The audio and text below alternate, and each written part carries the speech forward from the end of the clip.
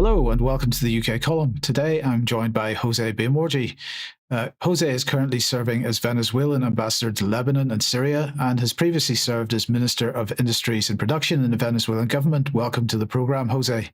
Yes, hello, Mike. First of all, thank you so much for this opportunity to speak a little bit about Venezuela and to bring the truth of the Venezuelan people around the world. Because, as you know, the mainstream media used to manipulate information everywhere, and the algorithms in the social media they are playing a very bad job by hiding the information, no? By shadow banned information that we have or we want to sell. Venezuela's been in the news quite a bit in recent weeks because President Trump has decided to bomb some boats which he claims are related to drug trafficking, and now the threat is to bomb targets inside Venezuela itself. So what's going on between the United States regime and Venezuela at this point? You know, the difference between us and United States is started 200 years ago. It's not from now. It started from the moment when we got the independence from Spain. So we have, if we read the history of Venezuela, United States, from the moment that we got independence from Spain, they start to treat us for many reasons. For many reasons, they will never ever forgive us the fact that we bring the freedom to the Latin American. We start with the freedom process.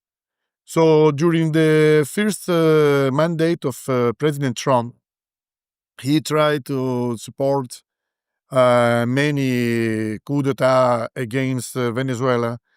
We don't have to forget, for example, the strong support that the regime of President Trump gave to the self-proclaimed president of Venezuela, Juan Guaido, in 2016. This aggression against Venezuela started at the Obama times. The Nobel Peace Prize Obama, who declared Venezuela as a threat for the United States in 2014, he started to put sanctions on Venezuela in 2015, and then from 2016 to 2020, during the first period of Trump, they carried out a huge pressure strategy against Venezuela that by blocking our resource, by frozen our account in around the world, by stolen our gold from UK, by supporting the self-proclaimed President Guaido, by doing pressure on more than 60 countries around the world, 60 countries around the world that recognize Guaido. And even we don't have to forget that in 2020, if I remember well, they tried to invade Venezuela through Colombia at that time, and even the Vice President Pence, he was in the border, in Cucuta, in the border between Venezuela and Colombia, trying to support an invasion against Venezuela. So this is a policy that started long time ago, but now they just changed the narrative. Why? Because the opposition, the extreme opposition in Venezuela, the at that time was Guaido, this time is Maria Machado. They change the actors, but they are always the same fraction of this small, very small part of the opposition in Venezuela, which is completely extremist opposition and is subordinated to United States. They are completely incapable to carry out a coup d'etat against our government. No? So they don't have any capacity to do nothing. They are completely new in Venezuela. So that is why the President Trump, he changed his narrative And now he's speaking about this extravagant history about the Cartel de los Soles and the narco state, which is completely crazy history. I think even in the United States, the people doesn't believe in this history. He is looking for the support of the Congress, the support of the internal politics in the United States in order to perform an aggression against Venezuela, but he wasn't able. And to finish with this part, it is important to mention that, in my opinion, I think it's completely clear, this strategy is planified, let's say, or led by Marcos Rubio more than the President Trump. Okay, but what's the reason for this? And is this because he wants regime change to get rid of a socialist government, or is this because the US wants access to oil and other raw materials? I think it's both of them. It's both of them. First of all, of course, they are supporting a change regime in Venezuela.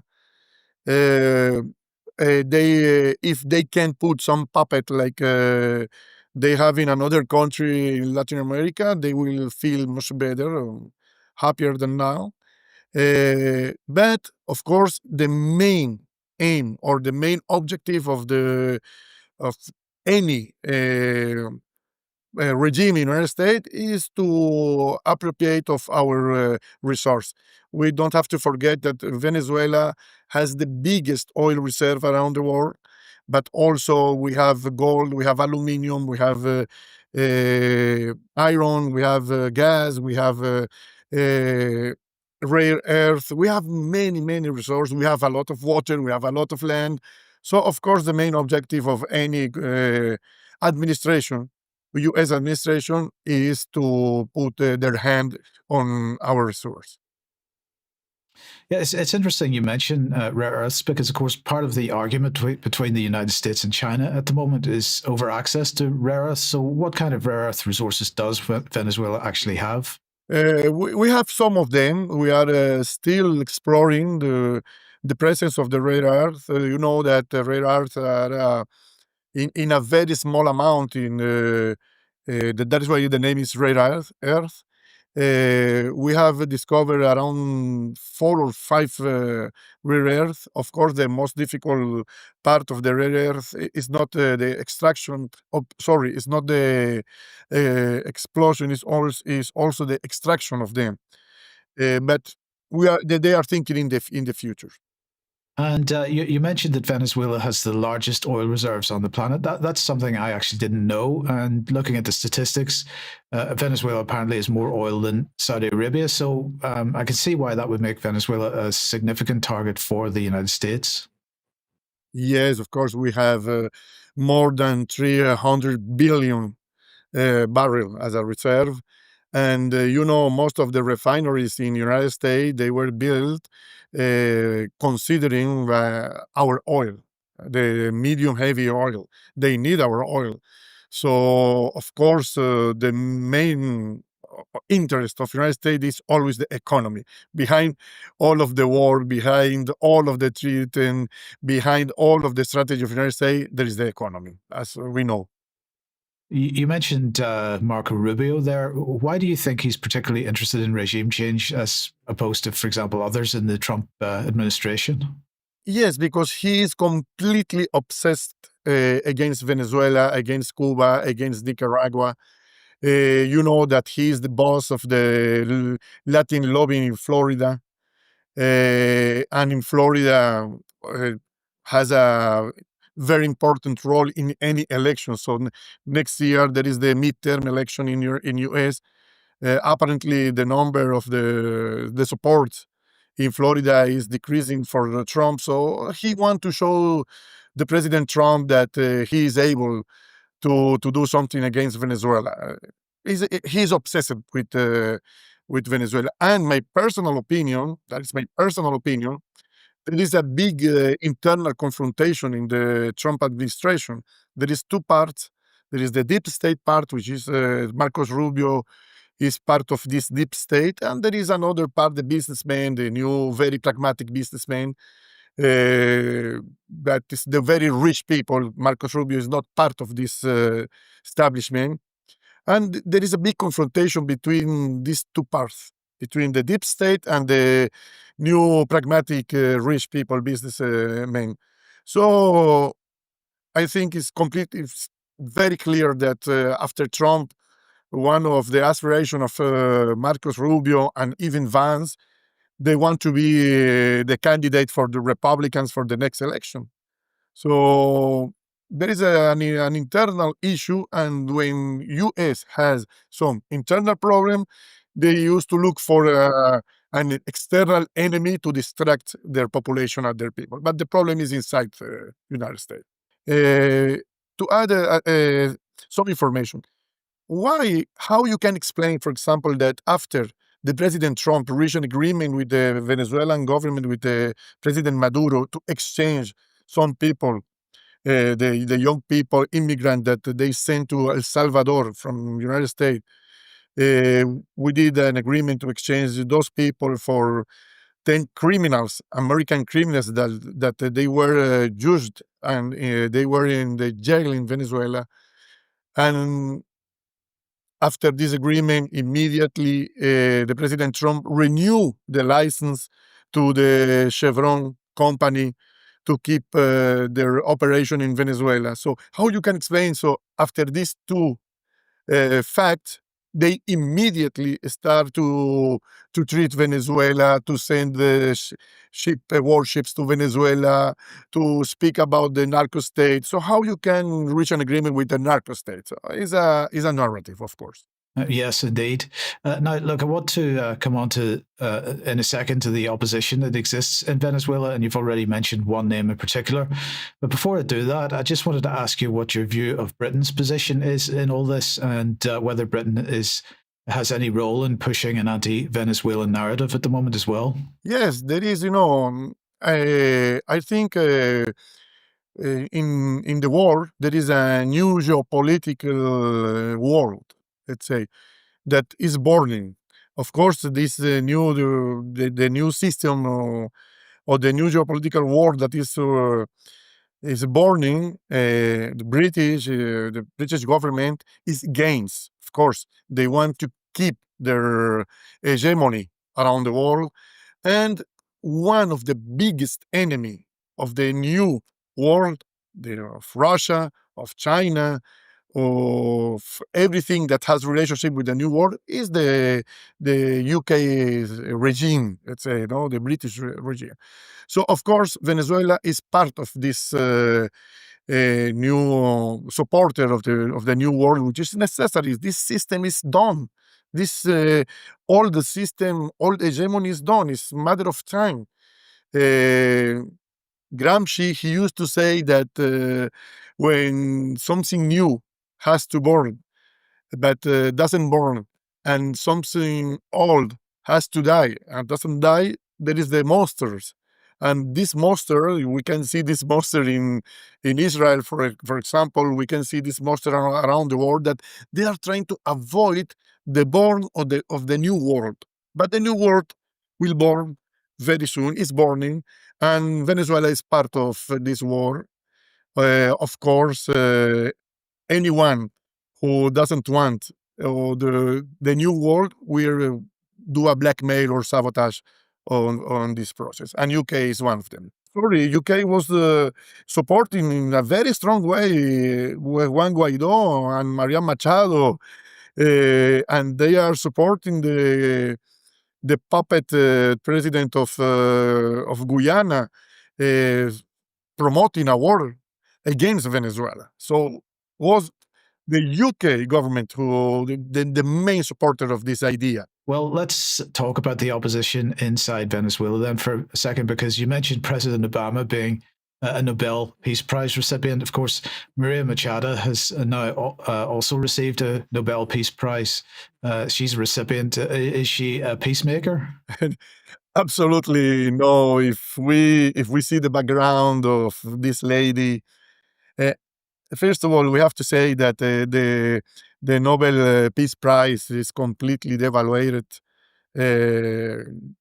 it lost all of the credibility around the world. If you see who won the Nobel Peace Prize from long time ago, Kissinger, Obama, people that doesn't have any relationship with peace, doesn't have any credibility. But in this case, I think is the cherry on the cake, no? With the case of Maria Machado, because Maria Machado, if you see his background in Venezuela, she was calling for an invasion against Venezuela. She was calling for aggression against Venezuela. She was calling to block Venezuela, to treat Venezuela. Actually, she supported the policy of Trump to send the Venezuelan immigrant to El Salvador to the jail. And recently, just few days ago, before the political party of Maria Corina Machado went to Venezuela, signed an agreement with the Likud party of Israel, the political party of Netanyahu, sharing the ideology. Can you imagine some people that share the ideology of Netanyahu win a Nobel Prize? It's quite crazy. But recently, after the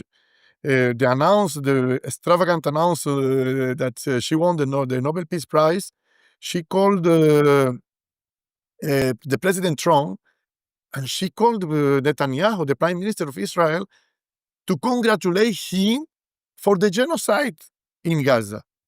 So this is Maria Corina Machado. This is the symbol. She is the symbol of the aggression. She is the symbol of the violence. So doesn't has any relationship with peace, and is a very weak favor that the Nobel Committee did against the Nobel Peace Prize. Unfortunately, to say something, in Venezuela, no one is speaking about this prize or this award. Doesn't have any importance in Venezuela. If you look the news in Venezuela, no one is speaking. Only the bots that Maria Corina have on the social media and in United States, most of them live in United States. They have they manage the social media and they have a big bots in all social media, and they are trying to replay and to speak and to keep the Nobel Peace Prize on the news. But no one is speaking. Venezuela didn't have any impact in Venezuela. Actually, I think the impact that this Nobel Peace Prize had in Venezuela was to unite the people against this attitude. So, who's behind her? Does she have any particular support in Venezuela? And is she, in fact, as rumored, funded or working for the CIA? No, she doesn't have any support inside Venezuela. Just a very, very small part of, let's say, of our society supported, but very small part, because Venezuela is a peaceful country. Everyone that has been in Venezuela know that the Venezuelan love the peace. Even if we are ready, we defend our sovereignty, our independence in a very strong way. We have a very peacefully people, so we don't like this kind of leadership. She's supported by the CIA, of course, and let's say something. There is a guy you can look for him, or you can read a little bit about him. Is Thor Harborsen. I don't remember very well his name. He's the Norwegian Venezuelan origin. He's working for a foundation in Norway, and he was one of the biggest supporter of Maria Corina Machado in the Nobel Committee Prize. So he paid a lot of money. Unfortunately, I have to say that, I am chemist. This is my origin. So I am a scientist origin, and I know from where this prize is coming, or this prize is coming from. Who was Nobel? So I am very sad to see that this prize is using to manipulate, to promote the war, to promote the aggression, to support the aggression around the world. But this price has a price. You have to pay to get it. And Thor Harbordsen, he is one of the biggest supporter of Maria Corina Machado in Norway. It's often a case, it seems, that opposition figures are supported by tax-exempt foundation money. And I just wondered to what degree these foundations are being used by deep state organizations to effectively launder foreign state funding of opposition parties in countries like Venezuela, where regime change is desired. Yes, especially this part of the opposition. It's funny when I listen someone from the U.S. administration or UK speaking about the lottery money, about drugs, about the narco traffic. If you see, you can study or evaluate in which country normally the people used to lottery money, or when the corrupted people used to send their money. I will not, because I'm diplomatic, so I have to be careful about what I'm saying. I don't want to mention any countries, but you can see which country is a paradise, a fiscal paradise for the lottery money.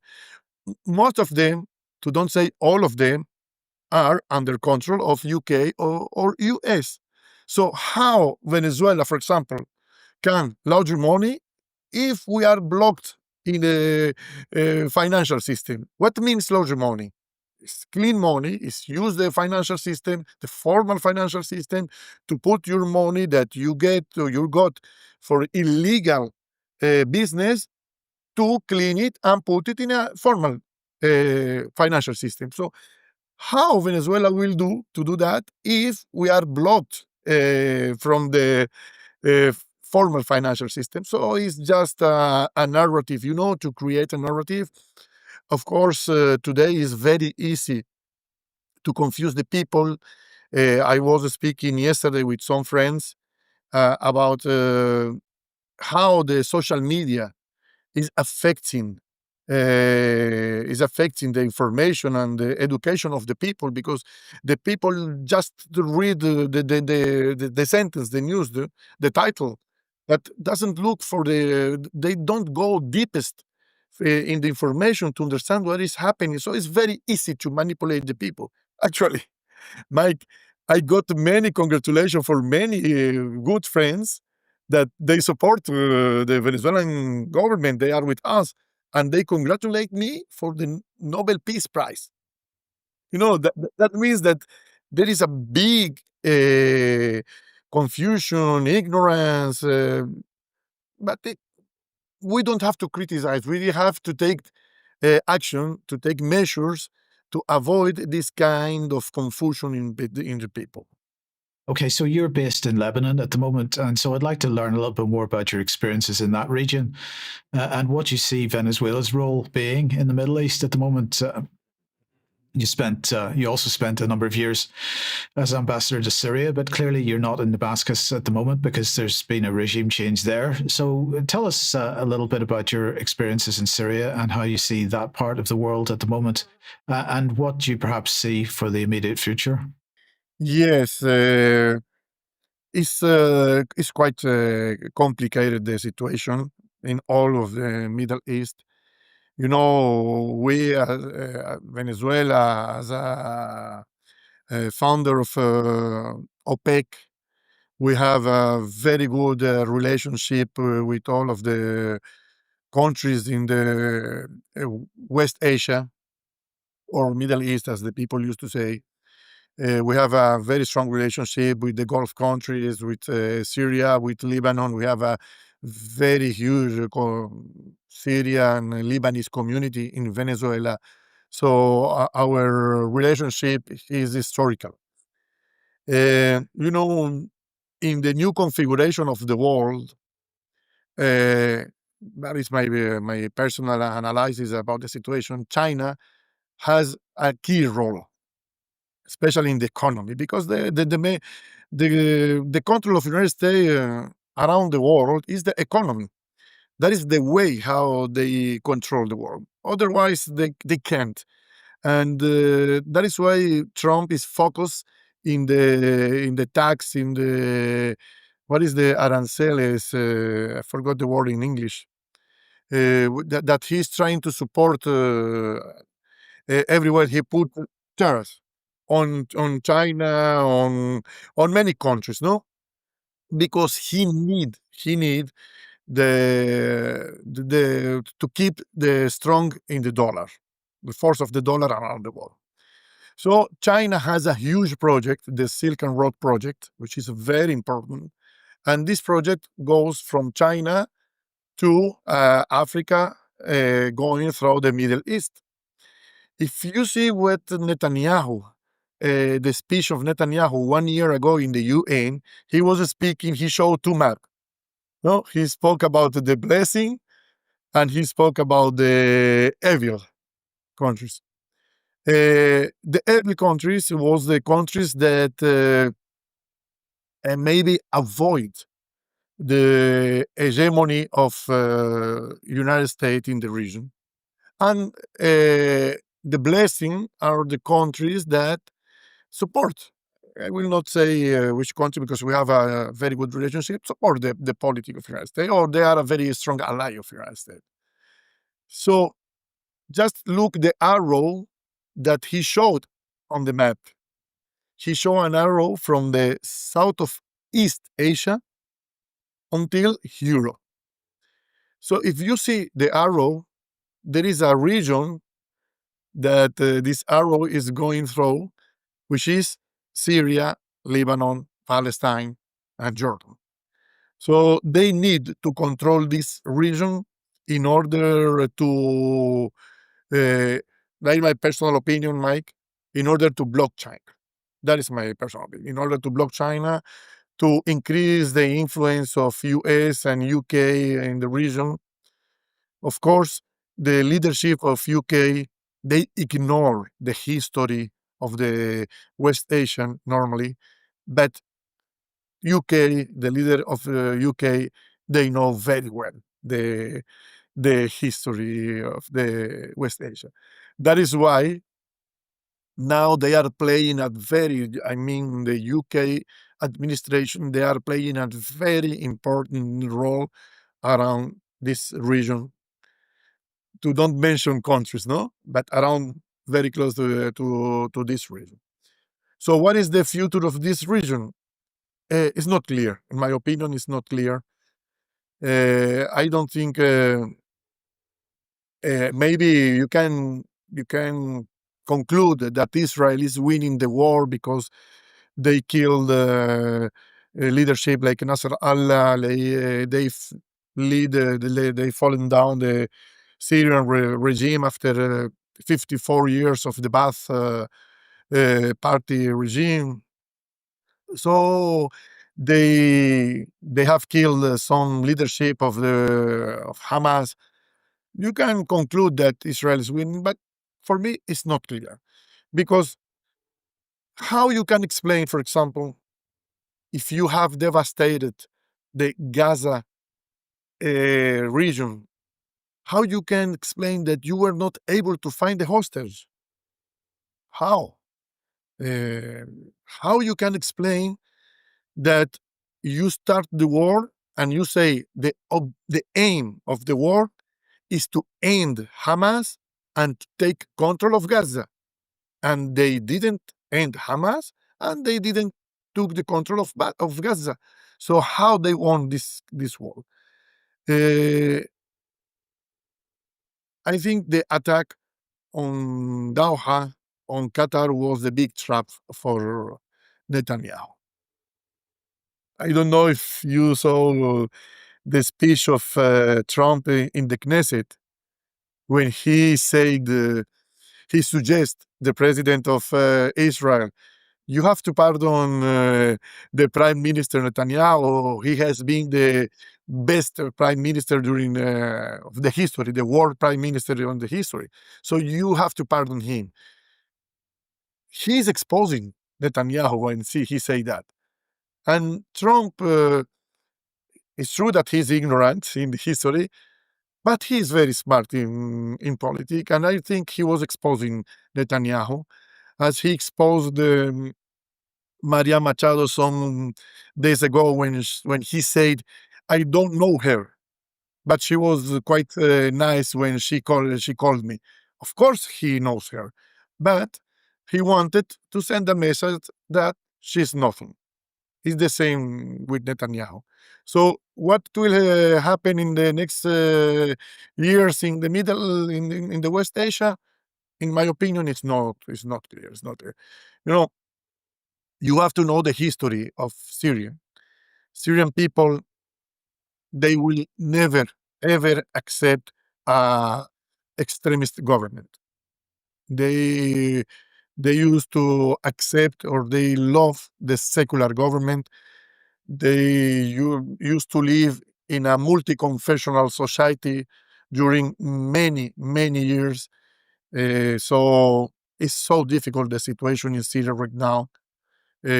I don't know how the new regime will be able to manage this situation with extremist fighters, foreigners, fighters present in Syria. We will see.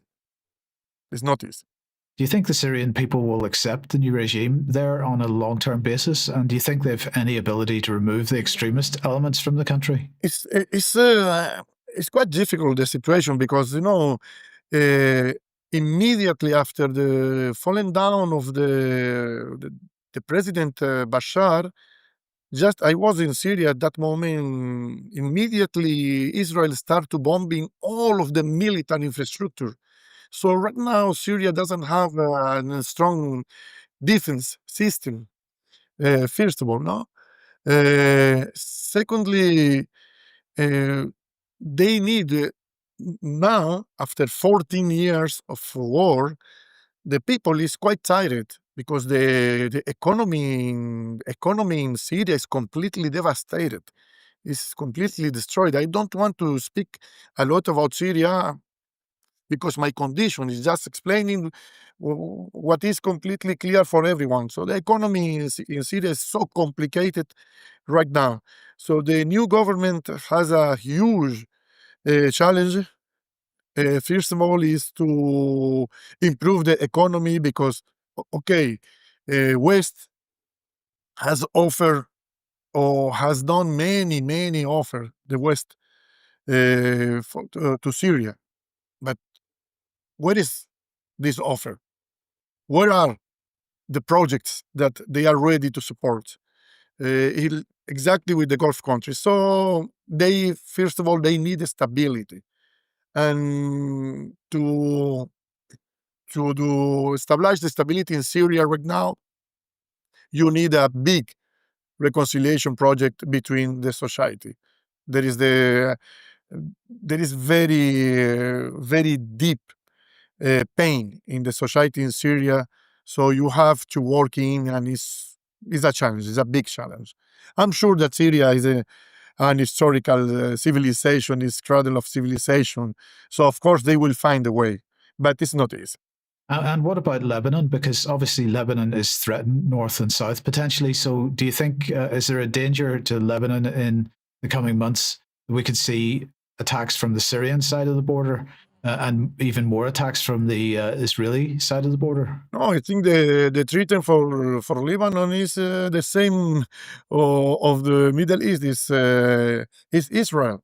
Israel just bombed a few minutes ago in Baalbek.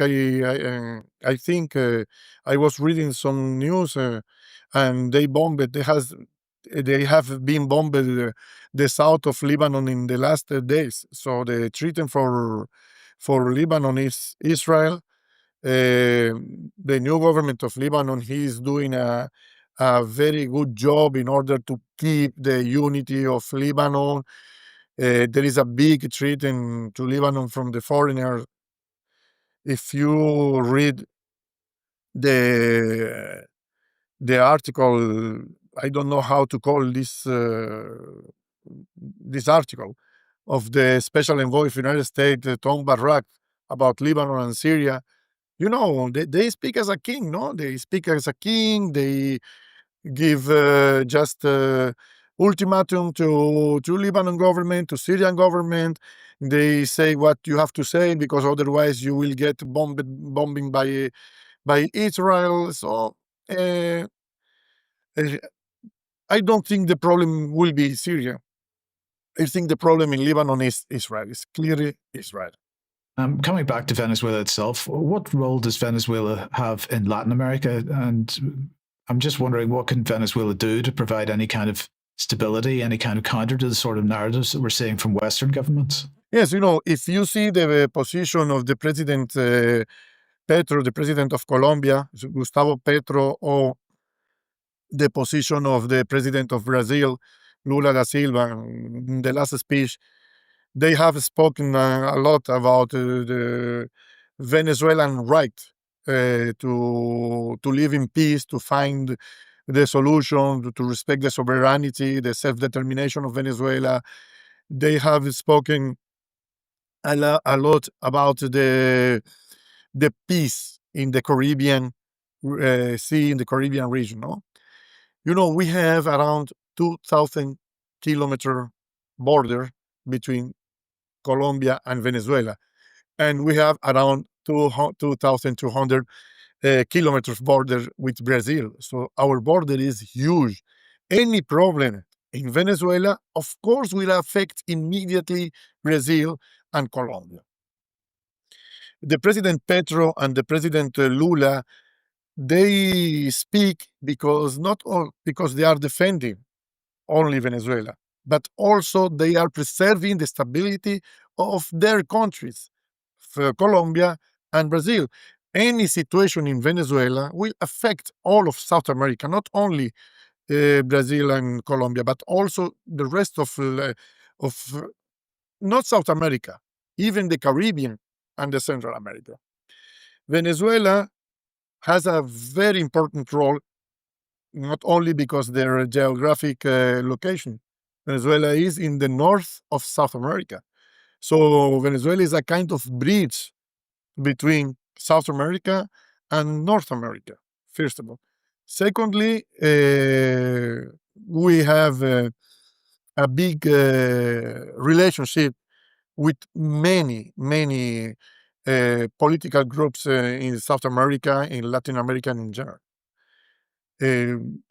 Don't forget that from the moment when the President Chavez reached to the presidency of Venezuela, we start to work and to configure a kind of net, political net around all of Latin America.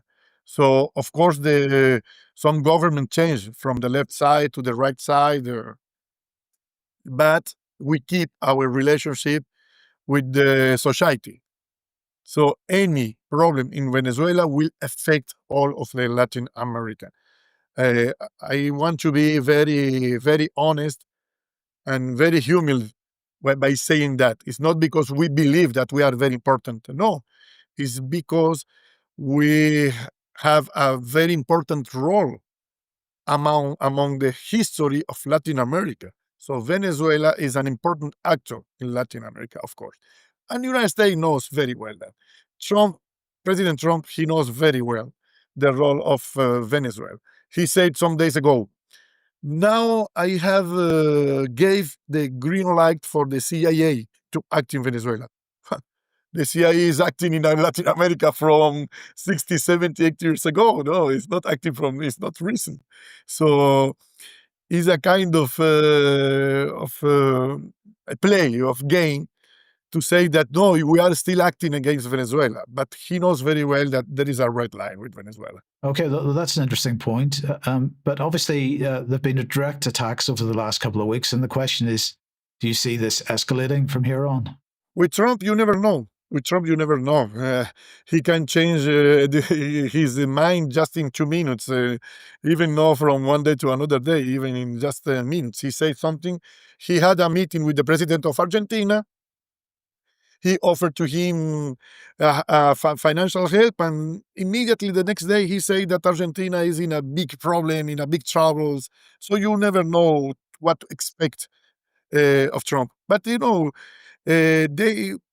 it's bizarre when you see that they are sending warships, submarines, missiles to the Caribbean Sea, to bombing the small boats. So doesn't make sense. You are expending a huge amount of money just to bombing a small boat. And something happened 2-3 days ago, which is very interesting to analyze. They bombed a boat and they were able to catch two guys, one from Colombia and one from Ecuador. They sent back those guys to Ecuador and Colombia. We were we were looking for the background of the guy from Ecuador, and the guy from Ecuador, he was sentenced in United States 5 years ago. No, 1 or 2 years ago, for 5 years for drug traffic, and then they sent back the guy, the Ecuador guy, to Ecuador, and immediately the governor of Ecuador, Noboa, he gave him the freedom. And this guy, he was caught recently by the U.S. and they sent back to Ecuador. Why? It's quite bizarre, no? Because he was judged in United States for traffic of drug. So you catch again this guy and you send back again to Ecuador. Ecuador again send him put him out of the jail. It's something strange. Now, I'll appreciate it if you don't want to answer this question, but obviously there have been persistent allegations of CIA themselves being involved in drug trafficking. Do you think that that might give us a hint as to why this guy was released? I will tell you my personal opinion about this operation of the Marco Rubio has a historic relationship with the narcos, especially from Colombia. No, one of his strongest ally is Uribe's. Uribe, he was the president of Venezuela, and he is one of the biggest boss of the cartel in Colombia. He's a very strong ally of Marco Rubio. Marco Rubio has been financed by the cartel. What is my personal opinion? My personal opinion. Why they are sending warships to the Caribbean if more than 85% of the drugs go to United States through the Pacific Ocean? The biggest drug producer is Colombia, and the second biggest one are Ecuador and Peru. 100% of the drugs is produced in Colombia, Ecuador, and Peru. More than 85% of this drug goes to the United States through the Pacific Ocean. So why you are sending the warships and this operative or big operation to the Caribbean? In my opinion, they want to control the business. So they want to warrant that the drug reach United States through the Pacific Ocean.